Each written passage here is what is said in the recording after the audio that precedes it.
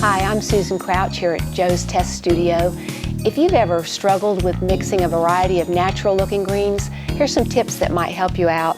And we all need to have a variety of greens in our, particularly if we're doing landscapes. It's easy to get hung up on just using one tube green, but there are a lot of varieties that you can get if you mix your own. And there's a couple of ways to approach mixing greens. You can start with a blue and a yellow to mix your green, or you can start with a tube green and tweak it to get the variety that you want.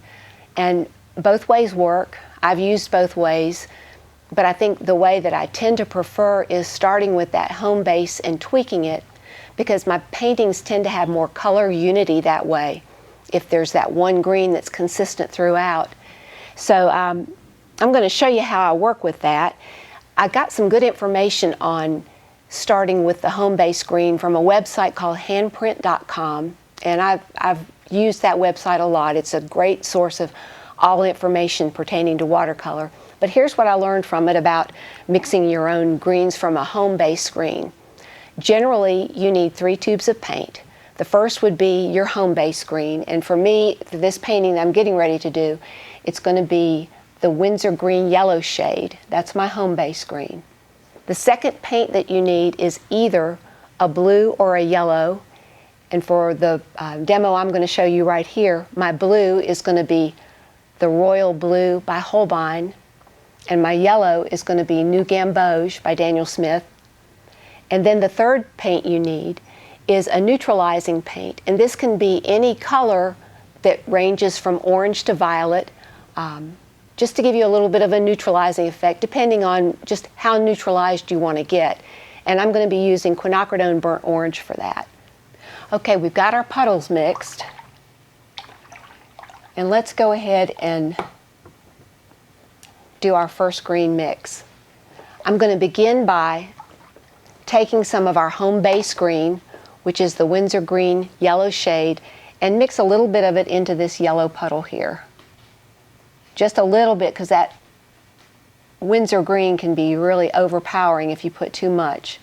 Okay, so what I end up with is a really bright, vibrant kind of spring green, which is nice if that's what you're after. But if you'd like something a little bit more natural looking, a little bit more neutral, pick up some of your neutralizing color. This was that Quinacridone burnt orange. Doesn't need to be much. Start a little at a time and add that back into your puddle.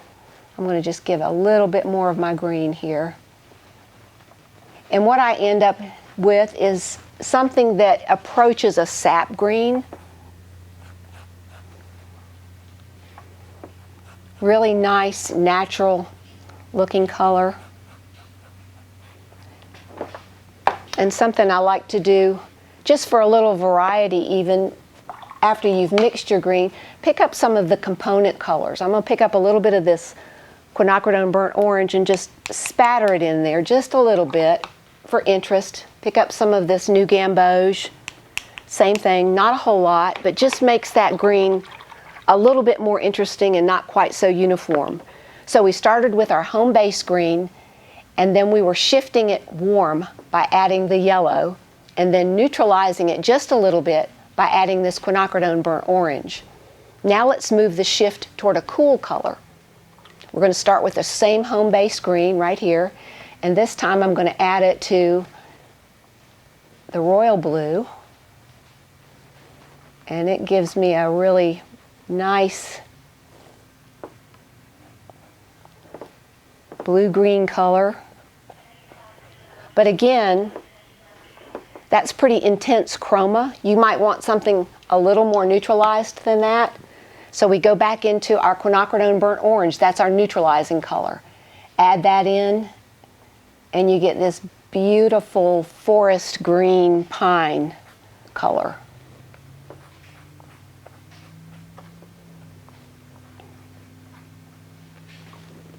And just like we did with the sample here, you can go back and pick up some of your component colors and just do a little bit of spattering into it for interest. get a little bit of variety. Okay, so again, the big idea is you start with a home base green. Your second paint is either a blue or a yellow, depending on which way you want to shift your temperature. And then the third paint that you want is a neutralizing color, which can be anything from orange through violet. The key is to keep your home base green consistent and to just play with a wide variety of your blues and yellows and your neutralizers, because that's where you're going to get a lot of variety in your greens, but you'll have color unity because you've got your home base green that stays constant. So there's some tips on mixing greens. I hope it's been helpful. I'm Susan Crouch. Thanks for stopping by.